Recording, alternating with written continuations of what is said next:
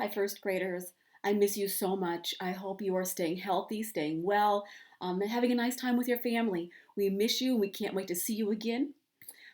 Today's lesson is about resolving conflicts. And a conflict is simply maybe a disagreement or an argument or just something that you and someone else aren't able to agree on at the moment. The book is called Duck and Goose, and it's silly and it's fun and it teaches a great lesson. Duck and Goose. "Oh my, what is that?" Duck quacked. "That is a silly question," Goose honked. "It is a big egg, of course." "Of course it is an egg. I know that," huffed Duck. "What I mean is, where did it come from?" Goose looked skyward. He looked to the river. He looked to the fields. He thought very hard. "Who are you?" he asked finally.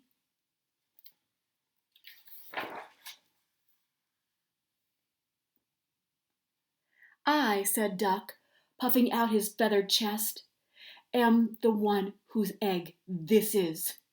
I saw it first." Goose quickly raised one web foot. "It's mine. I touched it first."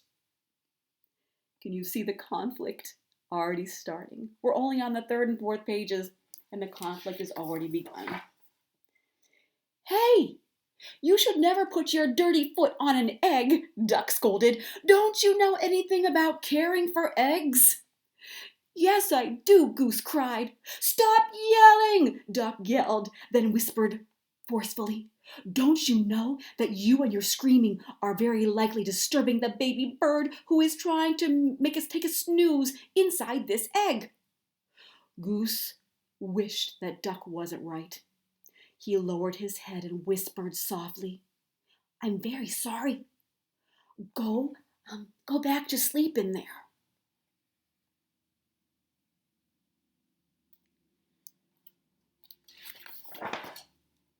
"My, that's quite a beauty you have," called a bluebird from across the river. "Thank you. It's mine," quacked Duck. "Actually, it's mine," honked Goose. "Thank you." Oh boy, I have an idea.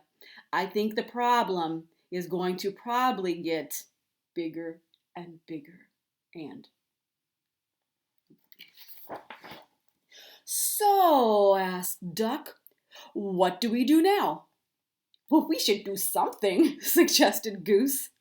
"Yes, you are right. Good thinking," agreed Duck. "Like what?" Duck and Goose each thought. And the signs say, "This egg is private property. Duck's egg. No geese allowed. No honking. $5 fine." And this one says, "If you are a duck, keep walking. No ducks beyond this point. Absolutely no quacking in this area." At this moment, I wish they would talk about their ideas and try to problem solve, but they're not ready to do that yet. "Well, we must keep the egg warm until the fuzzy little occupant is ready to come out," said Goose. "Excellent idea!" exclaimed Duck. He pushed past Goose. "Step aside, and I shall do just that." But Goose was quick too.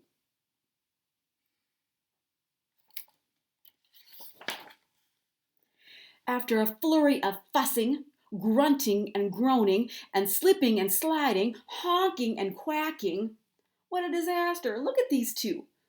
Does that ever happen to you? Sometimes when you're having an argument or conflict with someone? I know. Sometimes when we're upset or frustrated, we don't always handle things or make the best decisions. We don't always handle things well. So the goal is to learn from others so we can take that information and apply it or use it in our own lives.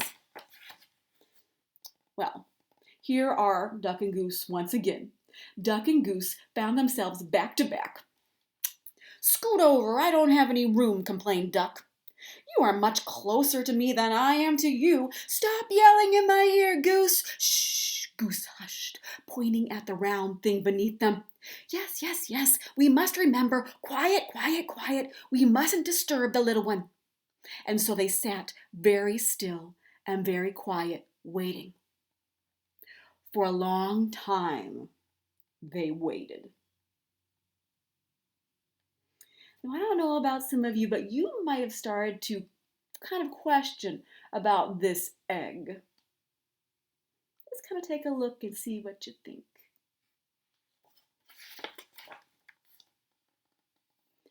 They listened to the crickets chirp and the frogs burp.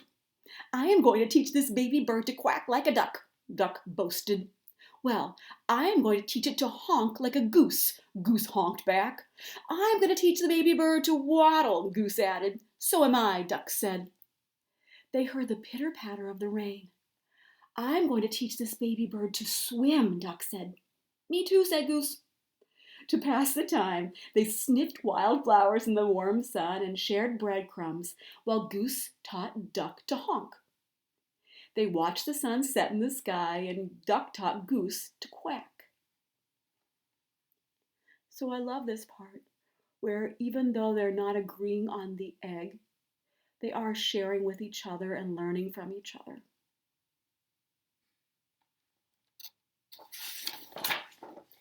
They counted the stars in the night sky.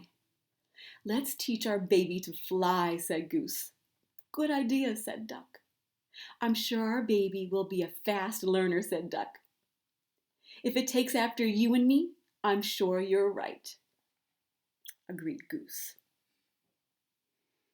And this is what it feels like to work through things and to get along with others. Look how peaceful. That's my hope for all of us, boys and girls, that we can learn to work together and to solve problems so we can feel like Duck and Goose. Together they waited until... Did you feel that, Duck? Duck nodded. Yes, did you feel that, Goose? Goose nodded. It's time! Come, Goose, it's time! Duck squawked. Can you imagine their excitement? They think their egg is ready to hatch. Quickly, Duck slid down and started running in circles around their egg. What should we do now? He hollered. I think we should remain calm, Goose yelled back. Isn't this a silly book?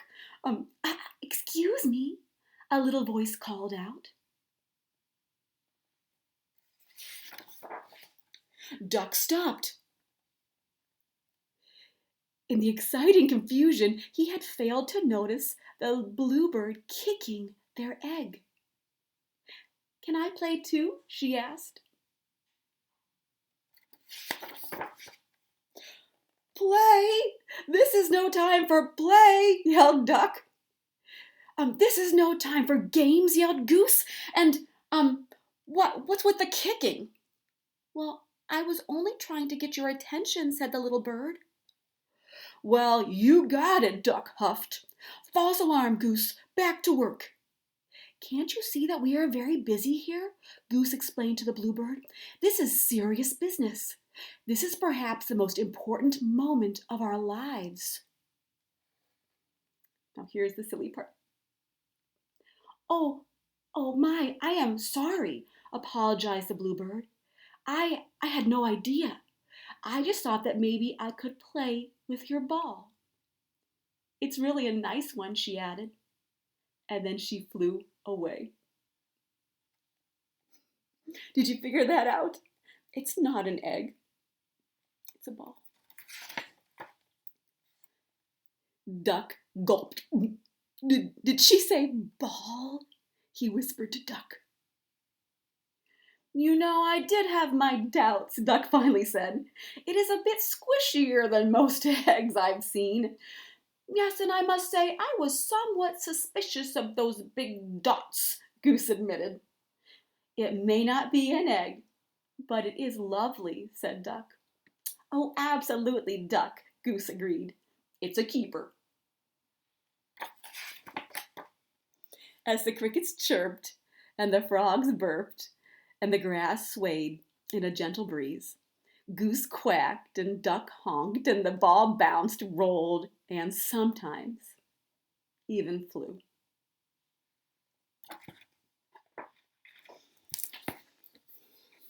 We will all have moments, boys and girls, like Duck and Goose. And the important thing is when you're in those moments, when you're not able to resolve something with a friend or a brother or a sister or your family member, someone else, it's important to know how to solve those conflicts. Here are some things we can do. Here are some, I call them strategies. When you are not agreeing with someone, here are some things that might help you. Sharing. Trying to find a way to share with someone is a great strategy. Take turns. Compromise. This simply means to make a deal. And we'll talk more about that one in a second. Listening. Sometimes when we get so upset, we don't really listen to what the other person is saying. And if we just stop and listen for a little bit, we can problem solve better. Sometimes if we're really upset, just take a break. Say, hey, brother or sister, hey, friend, let's just walk away and take a moment. I know when I'm upset, those are the times I usually make the worst decisions. So getting myself calm so I can make a better one. Sometimes we need to apologize. We're all going to mess up. Are you going to mess up? Am I going to mess up? I mess up every day. But when I hurt someone, I always apologize. And sometimes if the problem is too big or you're not able to solve it with the other person, we can always get help. Go to a friend, go to a sibling, go to a family member, a parent, a grandparent. Get help with the problem. If you wanted to practice some problem solving, some conflict resolution is the big word for it. Here are some things that I came up with. One thing, you and someone in your home, you could make your own ball. This was inspired by the ball in the book. Mr. Taylor and I made this together. He likes red and black. Those are his favorite colors. And I love blue. So together we designed our ball. We had to talk it out, we had to compromise, and we did this together.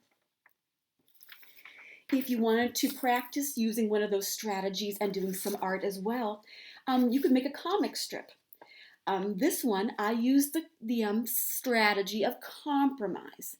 And compromise is to basically make a deal. To say, hey, this is what I want. What do you want? What can we find? What can we decide that makes us both happy? And some people call it a win-win. What can we do to make sure we both get some of what we want? If you do this comic strip activity, you simply make 3 boxes for your comic strip. And in the first box is the conflict or the argument. In this box, Mr. Taylor and I are deciding what we want for dinner. He would like pizza. He loves pizza. And I love tacos. Our strategy goes in the second box.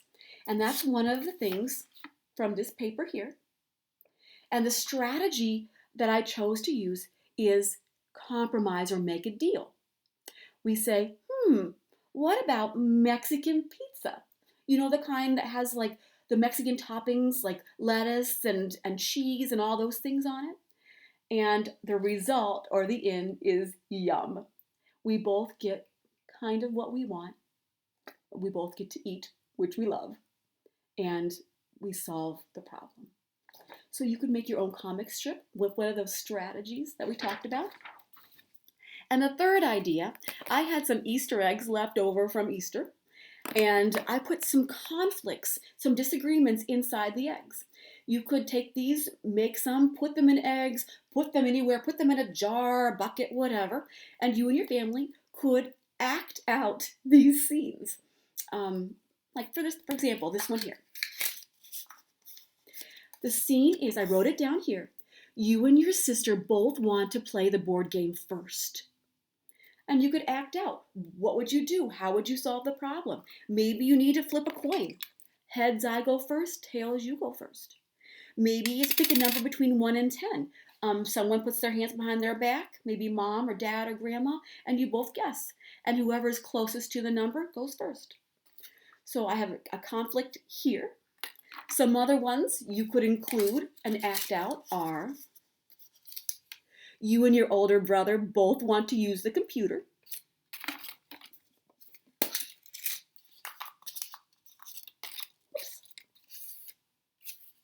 You and your baby brother wants to play, but you need to do your schoolwork. And I'll do two more. And I love it. It's called cracking. I thought about this. You know how when you make an egg and you have to crack it open? We are cracking the conflict or solving it. You and your sister want to watch different TV shows. And the last one. You and your friends said mean things to each other, and now you aren't talking. What strategy could you use to solve the conflict? Thank you for joining me today. I miss you. I love you. Remember, first graders, work hard and always be kind.